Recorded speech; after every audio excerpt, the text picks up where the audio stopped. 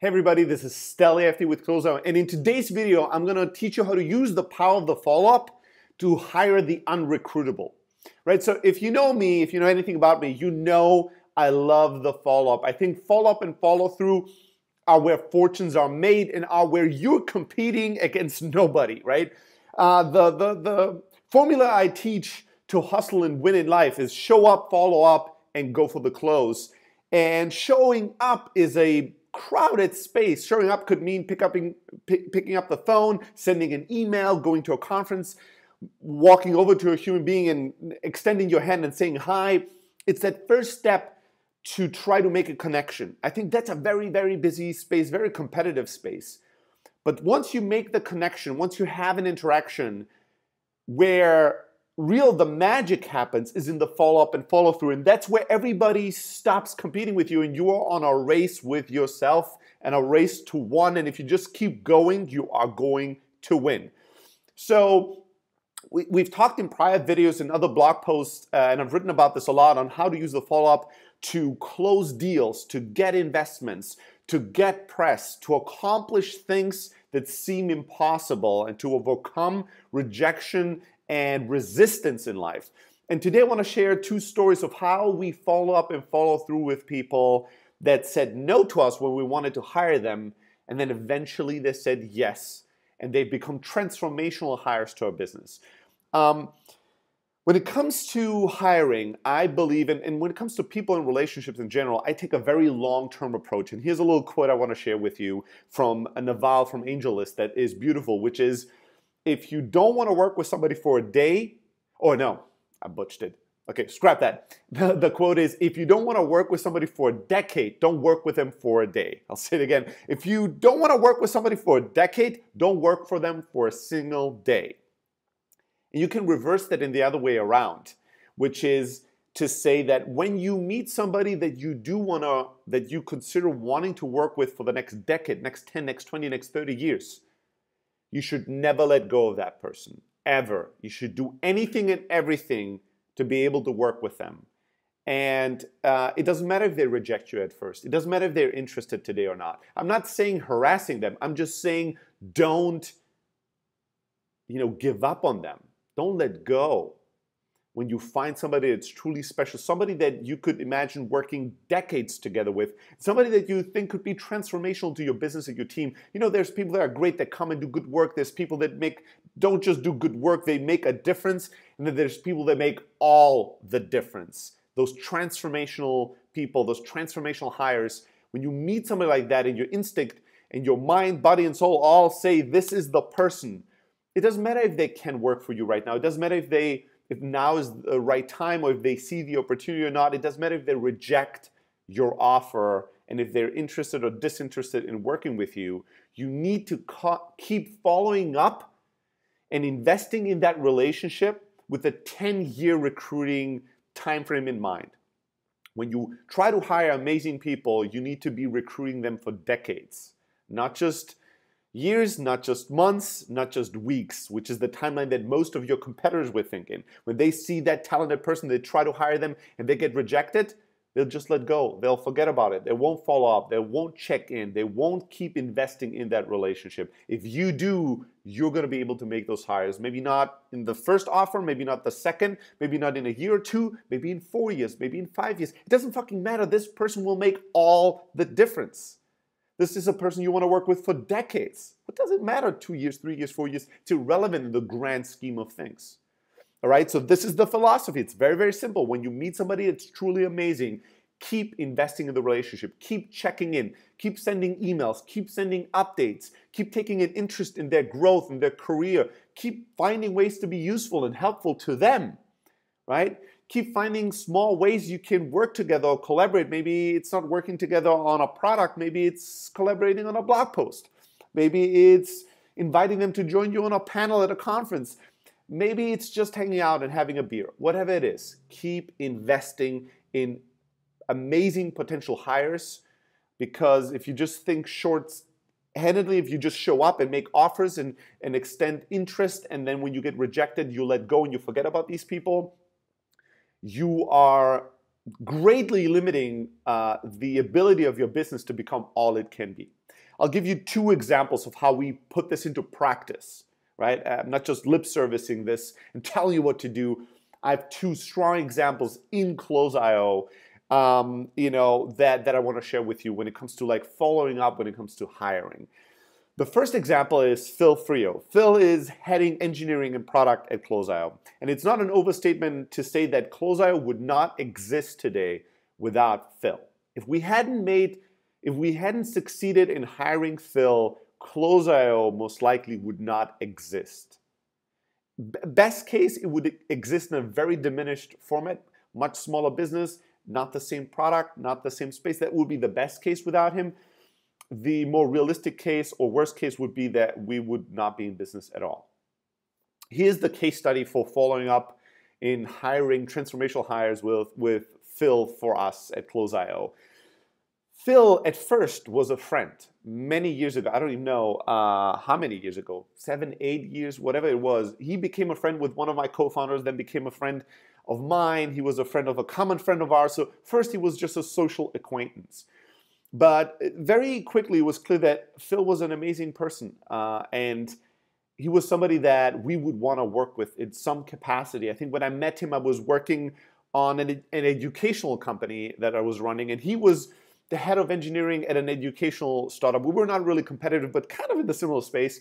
And I remember one day just being drunk at a TechCrunch party, at a kind of social technology event, telling him that I think he's amazing, that I love his energy, that I love his intellect, and that sooner or later I want to work with him. I want to find some way, today, tomorrow, in 10 years, one day I want to work with him. And he smiled and he told me that he feels the same way. I'm not exactly convinced that he really meant it. What are you supposed to say when somebody says something like that? He might have just been nice to me. But I made my intention clear. I was like, from the get-go, and I didn't even feel like I was in a position to make him an offer at that point because my company was really struggling. But I told him, hey, you are amazing and I want to work with you, and one day I will. So that was how it all started. A few years later, my venture had failed. Our common friend who became a co-founder at Close.io with me, he had run its course with his career at a big, large tech company in the Valley. And he was thinking about this new idea, a new app. And the first person he was brainstorming about this new app was actually Phil, in Phil's living room. And Phil actually came up with the naming and the brand and supported him, my co-founder. And then my co-founder approached me. And at the time, I just declared bankruptcy and shut down my old startup. And I was looking for opportunities, things to do, people to help. And as my co-founder told me about this new idea, I jumped on board and I started working with him on it. And the funny thing is that Phil became the first kind of advisor and really helpful friend around that startup. I mean, Phil was working at a very successful startup, had a lot of responsibilities there, and because he was gone and out of his apartment, and we didn't have an office, he actually allowed us. Our first headquarters were in his apartment room. So Anthony and I were co-founding the startup, and later Thomas, the three co-founders, in Phil's living room. Phil came up with the name. We applied for YC in his living room. He was advising us. He was giving us help. He was a supporter. But he was very committed to the startup that was doing prior. And as we launched the product really quickly and we got some traction and raised some money and we got accepted in YC, we turned around and the first person we wanted to hire, once we had some money, was Phil Frio, right? So we made a really hard push to hire Phil, really aggressively, and we invited him to Y Combinator, and we had partners in YC pitch him, and we pulled all the stops, and we really showed him that we loved him and we thought he should be part of this company and this journey and who should be the first person to join. And he was very flattered and tempted and was flirting with the idea, but it was torn into directions, right? He was running the engineering team at a startup that was just at that inflection point where it was taking off. He had a lot of responsibility at that company, and he was just building a team, hiring people at a really crucial time of that company. So he just had all this responsibility and commitment and just couldn't come to terms and couldn't decide at that point to leave that company and join us. But this was a I don't know, I want to say a 3-month process where we were like every week jumping on calls, meeting with him, having dinners, having breakfast, going to his apartment, pitching. And then he broke our hearts. Then he said no. He was really sorry. You could tell that was a difficult decision for him, but he had to reject our offer at that moment in time. Now, here's what most people will do when somebody rejects you that you are so in love with, that you are so committed to, that you are so desiring, that you think could make such a transformational difference to your business. When that person says no, rejects you, breaks your heart, you never want to see them again, right? What do most people do? Just as a human thing, you don't want to interact with him anymore. Some people get angry and they go, we're going to show this person that, we're going to make it without them. We're going to show this person that he did a horrible mistake. They get angry. They get all like, I'm going to show this person that they're going to suffer for rejecting our offer. That's one reaction. Other people, they just retreat. They just go, okay, I never want to interact with this person again. Like, they just cut ties. They're like, I poured so much heart and soul into making these advancements and making this offer that the rejection hurts so hard that I don't want to have anything to do with you anymore. I stop communicating. I don't respond to your emails. I don't call you. I don't meet you. I feel awkward whenever we see each other. That point, we just separate ways forever. I'm not going to say that it didn't suck that Phil rejected us, because it did. I'm not going to say that we didn't give him a little bit of shit for it, right? So I remember taking a picture, sending it to him and saying, this was the worst decision you ever made. I wanted to document this for historic purposes, right? And I was teasing him at times of his horrible decision making. So I'm not to say that we weren't a little hurt about it and acting up sometimes, but always with a smile, always with humor. And here's what we didn't do. We didn't retreat. We didn't get angry. We just got more committed. We told him, hey, we accept the rejection right now, but this is not the end. So we kept in touch. We kept telling him and showing him that we really care, we love him, and we want to work with him at some point anyways. And a year and a half later, as our situation changed, we completely pivoted to doing what we started to do, to doing something that turned into Elastic Sales and then later on to Close.io.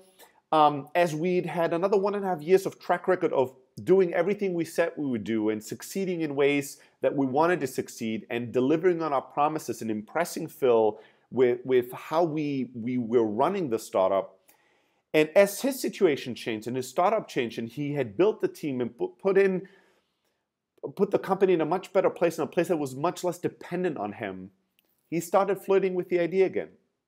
And after a few months of starting to re-engage with us on the conversation of if he should join or not, he did. We made very aggressive advancements. We went all in on making another offer and negotiating with him and helping him in any way we could. And finally, he decided to join us. And that felt pretty fucking amazing for both sides, right? That was a relationship, a decision that didn't come easy, that both sides had to invest a lot into. But because of that, it felt special. It felt meaningful. It felt like it would be for the long term. And Phil joined the company and transformed it. He helped build the technology and the technology to help Elastic Sales do what it did, and eventually he became the first and biggest champion to launch the product that we had built internally, Close.io, for the world and launch it much faster than I, as the CEO, wanted to. He really lobbied and pushed hard, and without him, we wouldn't have launched in January 2013 the way we did, and we wouldn't have had the success that we had. He really became the champion behind the product, the champion behind Close.io, and he was the person that had probably the biggest impact in Close.io's success. Think about that. What would have happened if we had become all defensive or angry or whatever and stopped trying to hire Phil? Or when he came back to us and said, you know what? I'm actually open to having this discussion again. What if we were all proud and said, no, you know what? We don't want you anymore. How stupid would that have been? And how much would it have cost us as people, but also as a business? It's unthinkable to me. So this is the Phil story, right? But I have another one as well, a more recent one. The story of how somebody left us, Nick Persico, and 3 or 4 years later, rejoined us. So this is a person, and this is again somebody that will be a transformational person in our journey as we move forward as Closeout. This is somebody that had joined us during Elastic Sales Days, quickly rose to the top into the leadership team, an amazing talent, somebody we loved. And as we launched Closeout, Nick was actually the first person to sell Closeout, to set up our blog and write about Closeout, to do our marketing, to do a lot of things around Closeout. He was a transformational figure in the launch of the product. And he became so successful so quickly that eventually he got a really amazing offer by one of our clients, one of our companies, and he joined them as a sales operation director, and then eventually as a director of operations in general. And he grew the team. Then he killed it over there. He was the only person that left the company that we just didn't want him to leave. So we did anything we could think of to keep him when he made the decision that he needed to move on after a few years with us.